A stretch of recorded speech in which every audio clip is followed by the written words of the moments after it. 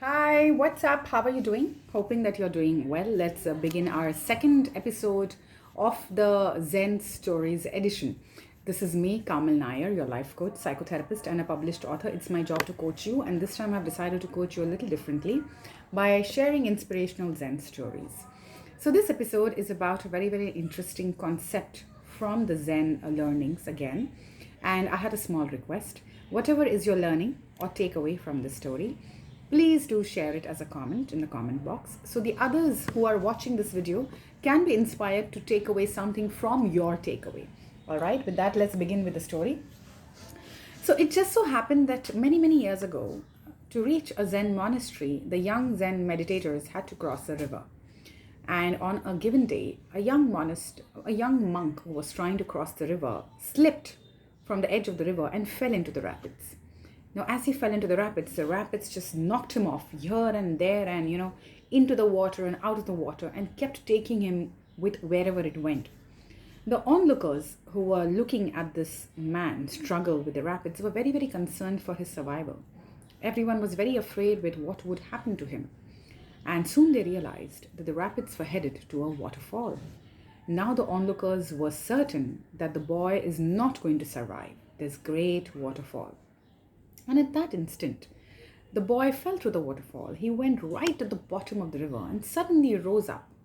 And the moment he came up, it looked like he was unscratched. Nothing had happened to him. He just came up, he removed his robe, squeezed the water out of it, and wore it again. Just then the onlookers excitedly came around him and caught hold of him and asked him, "Oh my God, this is a miracle. How did you even survive these dangerous rapids and this even more dangerous waterfall?"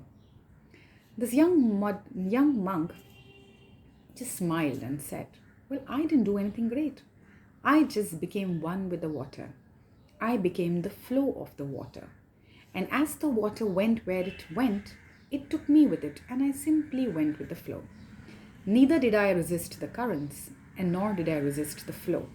Neither did I fight the waterfall, and nor did I resist falling and drowning into the dive. And that's how I have come out unscratched and unhurt and completely invincible." With this, the onlookers were left speechless.